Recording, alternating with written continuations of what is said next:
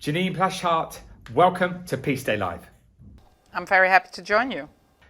For the benefit of those watching, could you tell us about the work of the United Nations Assistant Mission for Iraq and your role as Special Representative of the UN Secretary General in Iraq? Well, UNAMI, the United Nations Assistance Mission for Iraq, is a SPM, as we say, a special political mission established in 2003. UNAMI was first deployed to assist Iraq's democratic transition after the invasion, but as the country in a way leapt from one crisis to another, UNAMI has evolved and changed as well throughout the years. We had to in order to respond amid these at times fast-moving developments. Now, the violence that engulfed Iraq has spared no one, really. I mean, we fell victims too. About a month ago, we commemorated the 20th anniversary of the Canal Hotel bombing, an attack that destroyed our headquarters in Baghdad, killing 22 UN staff members and injuring 150. Now, why do I mention this tragedy? Because it was this tragedy that unfortunately was a very early indicator of the ferocity of violence, which went on to affect too many Iraqis for way too long. But we remained here, of course, in support of Iraq and its people. And our mandate could perhaps be best summarized as the provision of advice, support, and assistance to the government and people of Iraq.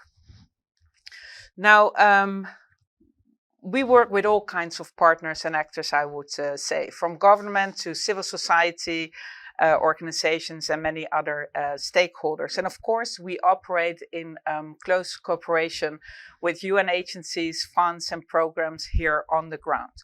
In other words, I think it is a good thing to say that we are operating as an integrated mission, working closely together with the entire UN Iraq family on cross-cutting themes, including on issues high on Iraq's current agenda, for instance, fighting Iraq's pervasive corruption, but also issues such as climate change, with water security being one of the top priorities of this government.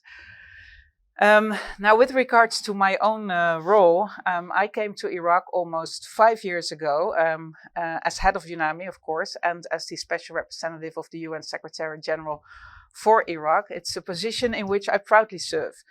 I report to UNHQ, UNH headquarters in New York, and goes without saying, the UN Security Council on the developments here in Iraq.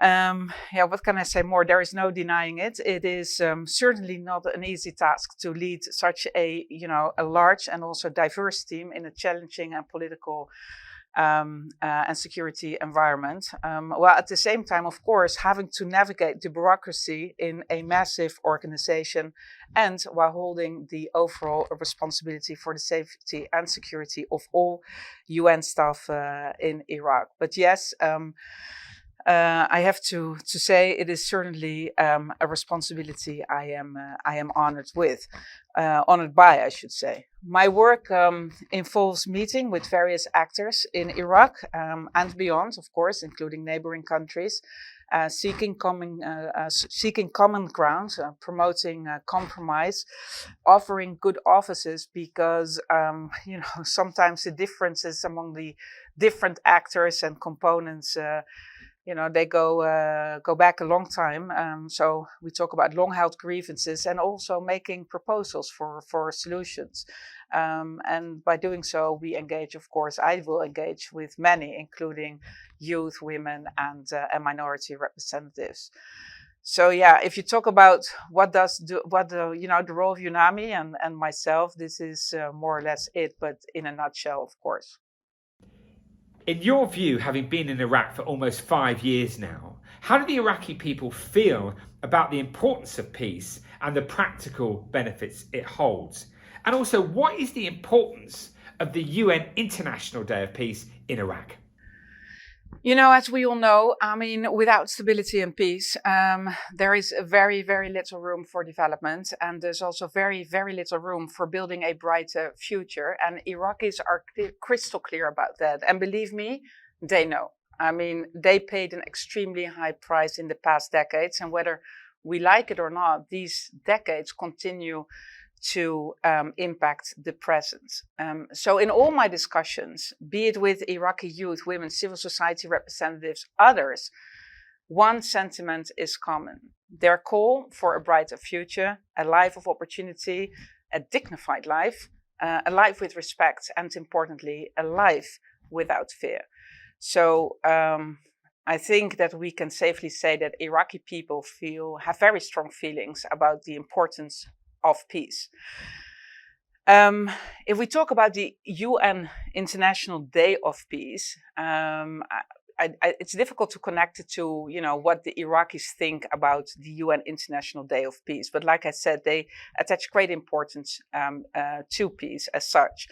What I personally like about this year's theme is that it is, in a way, a call to action. A call to action that recognizes our individual and collective responsibility to foster peace. I mean, very few, I think, would deny the benefits of access to education, healthcare, employment, the benefits of the freedom of movement, the freedom of expression, just to name but a few. I mean, all of it eventually builds a stronger society. So the importance of the UN International Day of Peace might not be clear to, everyday men and women, but the significance of it should not be underestimated. Could you talk to us about how the UN Assistant Mission UNAMI has been building peace in Iraq in practical terms? Well, after the many years of conflict, nobody will question that Iraqis deserve to live in stability, peace, and prosperity. We all must work towards that end, and this is at the heart of our mandate. To achieve that, I mean, it's not an easy road. There are many avenues to pursue, many obstacles to overcome, and many opportunities to seize. Well, let me be clear as well. The UN does not build peace alone. Impossible. Moreover, Iraq is a sovereign country. We should not forget about that. And also important to note, within that context of Iraq's sovereignty, no government can go it alone. In other words, I would say, and in all honesty, all actors, national and others, need to prioritize the country's interest above all else. It is, in my view, actually quite simple. Building peace is and remains at all times a joint responsibility. About what we do within the context of building peace, let me first start by saying what we do not do. We do not take sides. We do not interfere, and we do not have hidden agendas. Now, about what we do, let me also emphasize, we are here at the invitation of the government of Iraq. We are impartial. And we only have one interest, and that is a stable and prosperous Iraq, a country where all Iraqis can fulfill their potential. So we have facilitated dialogue among the many parties and communities. We encouraged reconciliation. We promoted justice and accountability and defended human rights. And of course, we still do, and we will continue to do so. We have contributed to countless efforts, I would say, to diffuse tensions and to mitigate impacts of recurring cycles of crisis, whether political, security, or humanitarian. And we still do, and we will continue to do so.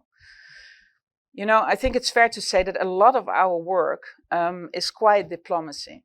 We don't seek headlines, but upon request from our Iraqi partners, we engage in a wide range of issues, be it through our good offices, electoral advice, human rights capacity, or, for instance, employing our relations in support of enhancing Iraq's standing as an arena for dialogue and investment rather than an arena for, how do you say this in a diplomatic way, rather than an arena for different power competitions.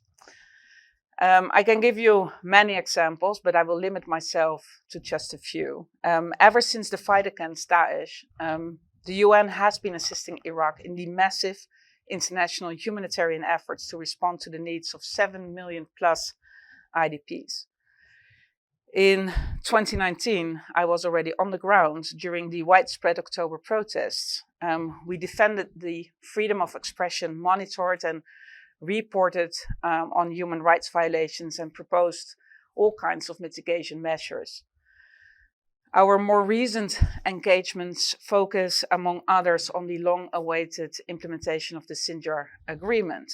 This agreement was brokered to enable the return of Yazidis to their ancestral homeland. You will recall, I think, that the Yazidis suffered immensely from Daesh or ISIL. We also focus, as we speak, on border security issues between Iraq and Iran. Another key point is supporting durable solutions and the return of Iraqi citizens from northeastern Syria, including the well-known Al-Hol camp. It's a nasty legacy, I have to say, a nasty legacy of yesterday's fight against ISIL Daesh, but leaving a camp like Al-Hol unaddressed is simply no option. It is unsustainable and a ticking time bomb. It goes without saying that the mission continues to assist in protecting civic space, strengthening institutional human rights capacity, ensuring equality, and promoting accountability. And lastly, the UN family is, of course, also engaged on a variety of files in support of peace, such as post-conflict social cohesion, protection, justice. I already mentioned border security, health, reintegration, climate change, food security, migration, and so forth and so forth. So I would say that these are all contributors in a way to peace, and surely multipliers for long-term stability. What does peace mean to you personally? Good question. Peace for me does not simply mean the absence of conflict, but also, and importantly, preventing conflict and thus addressing root causes to stop history from repeating itself. You know, personally, I do it often. I like to break words into its letters and to think about what each letter means to me. And with the letters P-E-A-C-E, you can do actually quite a lot. So I was thinking about it, and P, prosperity. I mean, so hope, a better tomorrow. E, equal rights and thus opportunity. A, you can think about achievement and accountability. C, there are so many words relevant within the context of peace, like collaboration, cohesion, cooperation, and coordination. And E, what about engagement and empowerment? Empowerment. And I can think of so many more words. So in other words, I would say that peace is in a way everything. When thinking about peace a long time ago, I also read about the second UN Secretary General and his famous words in May 1954. And I need to quote him because he said, "The United Nations was not created to take mankind to heaven, but to save humanity from hell." And I appreciated that quote, like many others, a lot. And of course, while I wish heaven, for everyone, peace for me means waking up in the morning knowing that this day has the potential to be a good day, or even better, a brighter one than the day before. In the case of Iraq, it means to me that Iraqi children can walk to school or play in fields without stepping on a landmine, that women are awarded equal opportunities, that citizens have access to basic human rights, have access to food, shelter, and healthcare for a life of dignity, that Iraqis can live in freedom rather than in fear of violence. They have been doing that for way too long. So this is what peace means to me personally, I would say. How can people watching this interview support the work that you do? Another good question. By taking an interest, first and foremost. A stable, peaceful Iraq benefits all.